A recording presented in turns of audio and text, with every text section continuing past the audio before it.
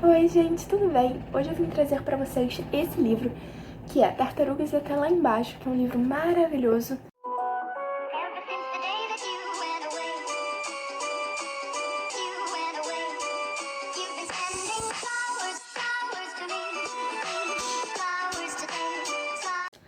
Esse livro, ele nos traz duas histórias.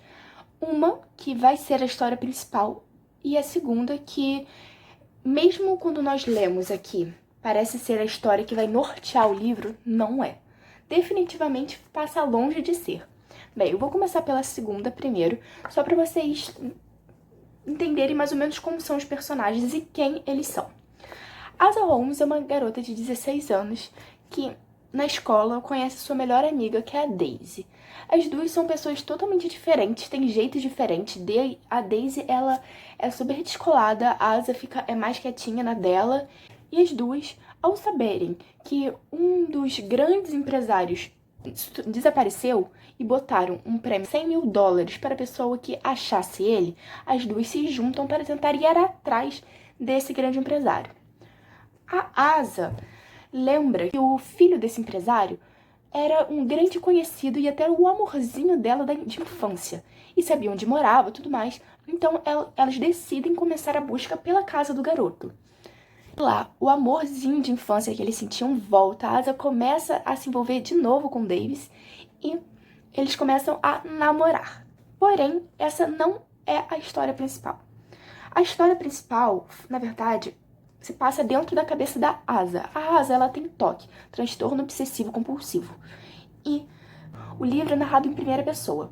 Então, nós sempre estamos dentro da cabeça da Asa e sabendo exatamente aquilo que ela está passando e o que ela está sentindo.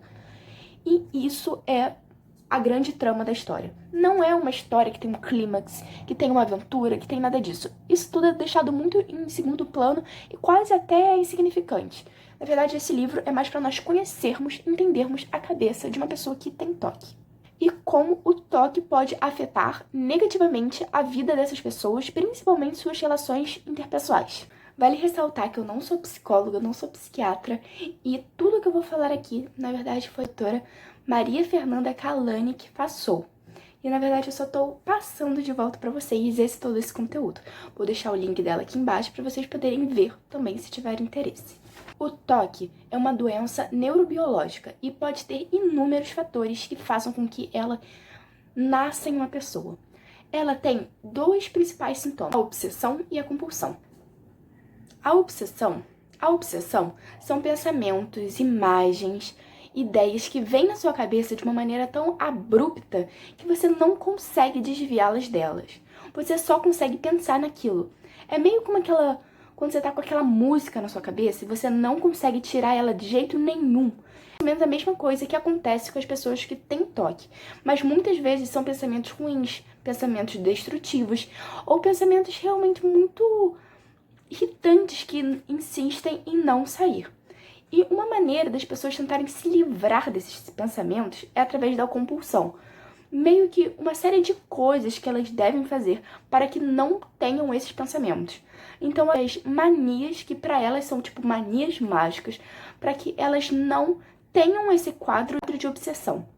Geralmente, as pessoas que têm TOC, elas começam a ter muito medo de várias coisas. Então, elas entram num quadro de evitação. E elas começam a evitar, a fazer várias coisas, a tomar várias atitudes que no futuro poderiam fazer com que ela entrasse nesse quadro de medo, obsessão. Bem, e quando ela começa a se privar de fazer todas essas coisas, ela começa a se privar também de viver. Isso é uma coisa muito prejudicial para as pessoas que têm o TOC. Para vocês terem uma noção, mais ou menos 8 anos desde você ter o seu primeiro sintoma até se você ser diagnosticado com TOC. E o TOC, diferente do que muitas pessoas acham, é uma doença muito normal. Estipula-se que 1 em 40 pessoas tem TOC. E muitas vezes esse TOC não é diagnosticado, então não é tratado. Então as pessoas elas têm que ficar lidando com esses sintomas a vida toda e sofrendo, às vezes, muito por causa deles. Quanto antes você diagnostica o TOC, mais fácil é para você poder tratá-lo, mesmo não sendo nada fácil tratar o TOC. Geralmente, o tratamento é feito com remédios antidepressivos, só que numa dosagem ainda maior, e o tratamento demora mais para poder dar certo. Um outro tratamento que também fazem, o nome é terapia cognitiva comportamental, que é mais ou menos como aquele livro, O Poder do Hábito. Você se policia junto com seu terapeuta a ir contra todas aquelas suas manias que você criou para poder evitar obsessão. E indo contra essas manias, você acaba criando novos hábitos. E esses novos hábitos te fazem tentar fugir um pouquinho desse problema de uma outra maneira. De uma maneira onde você não tenha mais que agir de modos tão compulsivos. E, sabendo de tudo isso, nós podemos tentar entender um pouquinho mais da Asa. A Asa, ela tem o toque há muitos anos e ela tenta lidar com ele da melhor maneira possível. Porém, ele já às vezes chega num nível muito avançado, o que impede ela muitas vezes de viver a vida dela. Bem, a Asa, ela tem compulsão com germes. Ela tem muito medo de germes, verdadeiro pavor. Ela precisa lavar a mão várias vezes, ela precisa passar quilos e quilos de álcool gel, ela precisa sempre estar tentando se fechar numa bolha para que esses germes não entrem. Ela também fica muito preocupada com o microbioma que existe dentro dela, feito de bactérias, as nossas bactérias que ficam na nossa barriguinha para poder nos ajudar com a digestão. Então, ela tem verdadeiro pavor dessas bactérias. Se a gente desse aqueles iogurtezinhos para ela poder tomar, para poder ajudar o microbioma dela, eu acho que ela teria um infarto na mesma hora. Ela não consegue comer nada que tá muito tempo exposto. Tudo que ela vai comendo, às vezes ela não consegue nem engolir porque ela acha que ela não tá se alimentando. Ela tá alimentando o microbioma dela. E ela se sente suja por causa disso. Ela não consegue, muitas vezes, viver porque ela tem medo de se contaminar. Ela fica pensando que os atos que ela tá tomando, na verdade, não são por causa de pensamentos dela, e sim pensamentos das bactérias que estão controlando ela.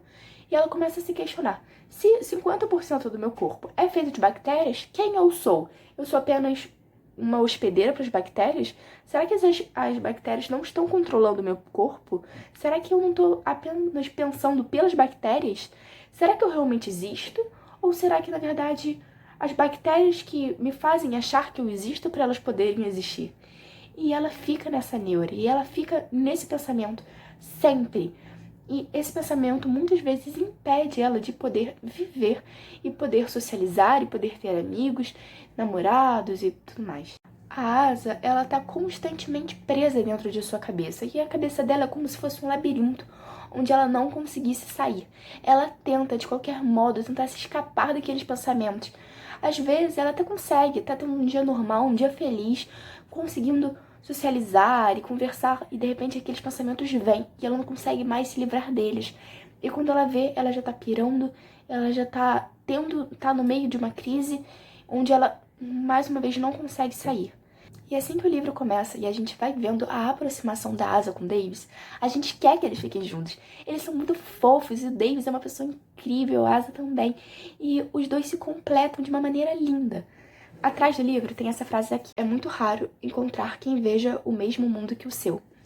E essa frase dá pra descrever muito bem o relacionamento dos dois. Porém, tem partes desse relacionamento que nos dá muita angústia, porque a Asa, ela não consegue se relacionar direito com ele. Ela não consegue dar um beijo nele, porque ela acha que quando beijar ele, eles vão trocar bactérias. E as bactérias que entrarem na boca dela, quando ela morrer, vão ser as mesmas bactérias que vão a devorá-la. Ou seja, ela não consegue se permitir dar um beijo, dar um abraço, tipo, andar de mão dada com ele. Ela não consegue. Aqueles pensamentos vêm e acabam impedindo ela de ter uma vida como ela gostaria de ter. E no meio de todos esses pensamentos dela, de todas essas compulsões e obsessões que ela tem, nós conseguimos entender um pouquinho mais de quem é a Asa no meio de toda aquela confusão. Uma Asa que realmente queria muito poder ficar com o Davis, uma Asa que queria muito poder ir para os mesmos lugares que a amiga e ter relações mais íntimas com as outras pessoas, uma Asa que queria poder comer o que ela quisesse sem ter medo, uma Asa que não queria ter que ir para psiquiatra, para psicólogos quase todo dia. E uma Asa que sente muita falta do pai, porque o pai dela morreu antes de começar o livro. Uma Asa que queria ser mais próxima da mãe, mas que não consegue. Tudo isso por causa do toque. A relação mais intensa que a Asa tem é com o carro dela. E eles têm essa relação porque o carro dela não cobra nada dela. O carro dela deixa ela ser quem ela quiser ser. Além de ser um presente do pai, é algo que não traz cobranças, nem obrigações, nem nada disso. Então é o lugar e é a pessoa que ela personifica esse carro com quem ela mais se sente à vontade. Uma outra coisa muito importante de se falar sobre esse livro é que ele foi todo inspirado no próprio John Green. O John Green, pra quem não sabe, ele tem ansiedade e tem toque. E ele não aguenta sentir toda essa pressão que a gente faz pra ele escrever mais livros e mais livros e mais livros. E depois de muitos anos, se eu não me engano, foi 4 anos, ele escreveu esse livro como uma forma de desabafo. Então, sempre que a gente tá vendo a Asa, na verdade, a gente tá vendo o John Green. John Green, quando escreve esse texto, também por causa de toda a experiência dele, ele consegue quase materializar todos aqueles sentimentos e todas aquelas sensações nas quais ele já passou. Então a gente realmente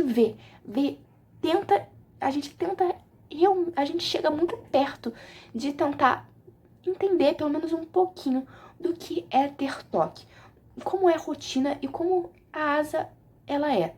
Eu li esse livro em um dia, então eu posso falar que eu senti como é ser Asa por um dia. E já posso falar pra vocês que não foi nada bom.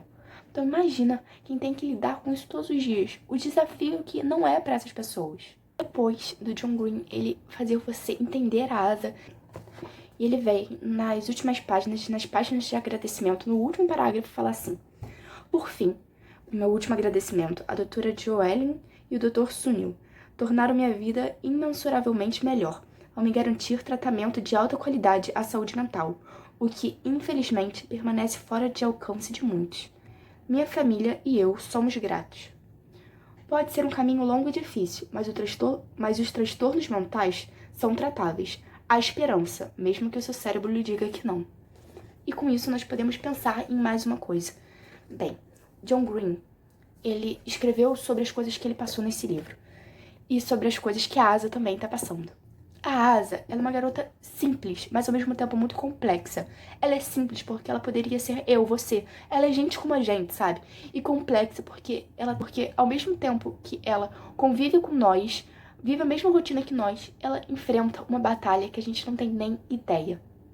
Bem, se a Asa enfrenta essa batalha, se o John Green enfrentou essa batalha e os dois tiveram muito apoio psicológico, psiquiátrico de primeira, e eles passam por todas essas coisas, imagina as pessoas que não têm como tratar, não têm como ter esse apoio.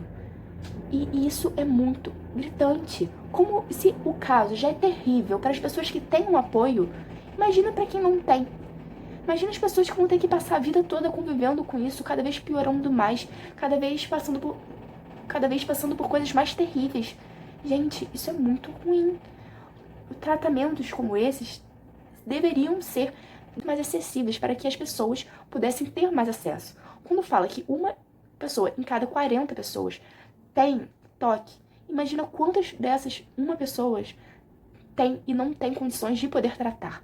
Eu acho, minha opinião, que as universidades, quando elas disponibilizam toda essa ajuda psicológica com um preço muito acessível, até de graça, para as pessoas e para a população, ela está fazendo um papel incrível e super necessário. Eu acho incrível todas as universidades que abrem um pouquinho do seu espaço para que as pessoas possam ter uma ajuda e possam se tratar. Mas a gente tem que pensar que não são todos os lugares que têm universidade. As universidades também não têm vagas infinitas.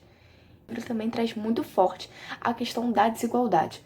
A desigualdade de tratamento, a desigualdade onde uma pessoa consegue ter um acesso a uma universidade de uma maneira muito mais ampla do que outras pessoas, traz a desigualdade em conseguir um tratamento de saúde adequado e traz todo esse mundo de desigualdade que nós estamos cercados de uma maneira muito concreta, como se fosse quase um tapa na nossa cara, pra gente poder perceber sobre o que todas essas pessoas estão passando e como nós podemos muitas vezes ajudar.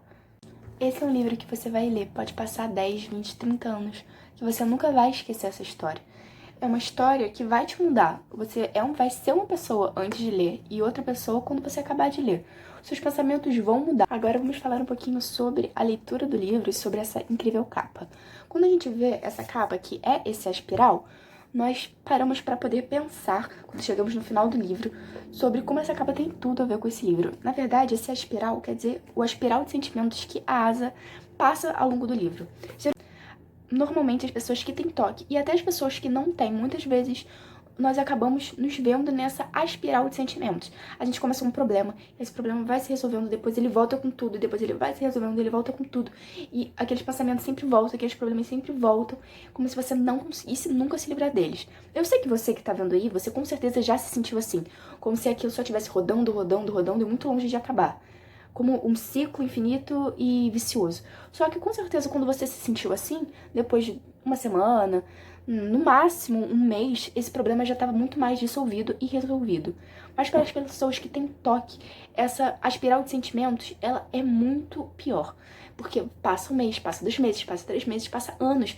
E aquele problema consiste em te rodear, te rodear, te rodear. E você acaba realmente tendo que buscar outros mecanismos, algum mecanismo de escape para você poder tentar se ver pelo menos um pouquinho livre, pelo menos ter umas fériasinhas dele. E é aí que a gente começa realmente com as compulsões no toque. Além disso, o livro ele é um livro muito rapidinho para poder se ler.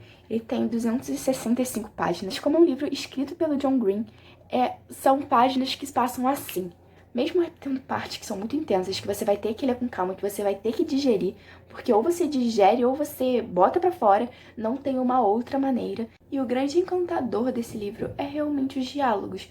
Os diálogos, cada personagem, a maneira que cada personagem é descrito. Os personagens são muito complexos, eles são muito profundos e todos eles trazem alguma mensagem e ideia em especial. A Asa, com todos esses problemas e sendo a personagem principal, a gente vê o Davis todo preocupado em tentar achar o pai e também e também super incomodado com todas as pessoas que agora resolveram se aproximar dele exatamente por causa dessa grande recompensa, sem tá nem aí que ele tá sem pai, que o irmão dele mais novo tá sem pai, e realmente vendo esse lado interesseiro dessas pessoas. Também a melhor amiga da Asa, a Daisy, com todas as dificuldades financeiras que ela passa, todos os problemas que ela tem que passar no dia a dia, e ela também tentando ajudar a amiga da melhor maneira possível, mas muitas vezes também não conseguindo e ficando de saco cheio. E vê o Noble, que é o irmão mais novo do Davis, que traz essa ideia de você ter um grande herói, um ídolo pra você, e de repente essa pessoa te decepciona de uma maneira. Ele não sabe mais pra onde tá o pai, pra onde o pai foi, o que aconteceu com o pai. Ele só sabe que tem uma polícia atrás do pai. Então logo o pai dele não deve ter sido um herói tão grande assim. Então a gente vê a decepção tão forte dessa criancinha. A gente vê a mãe da Asa, que tá tentando lidar, tentando ajudar a filha, mesmo muitas vezes sendo afastada e renegada pela mesma, e a dor também dela de ter perdido o marido, que era o amor da vida dela. Me deixem aqui embaixo, por favor, o que vocês acharam desse livro, se vocês gostaram assim como eu, e não esqueçam de curtir e se inscrever no canal e compartilhar com os amigos. Mesmo sendo um livro bem pequenininho, ele é um livro muito intenso e muito necessário. Ele traz muito conteúdo e muitas coisas que nós devemos repensar depois que acabamos de ler. Ele é um livro difícil de ser engolido. Não vai ser um livro que você vai acabar tipo, adorei o livro, vou ler de novo, amei. Não, ele vai ser um livro que vai te incomodar, que ele vai tocar na sua ferida e por isso que ele é tão importante. Eu acho que todo mundo deveria ler Tartarugas Até Lá Embaixo. É um livro do John Green que foge de todos aqueles outros livros dele e realmente é um livro incrível e que só tem a agregar pra vocês. Então é isso, gente. Esse foi o vídeo de hoje. Eu espero muito que vocês tenham gostado. Espero que vocês leiam esse livro e que vocês consigam ser impactados da mesma maneira que eu fui. Ele é um livro incrível e que vale a pena ser lido. Então, um beijo.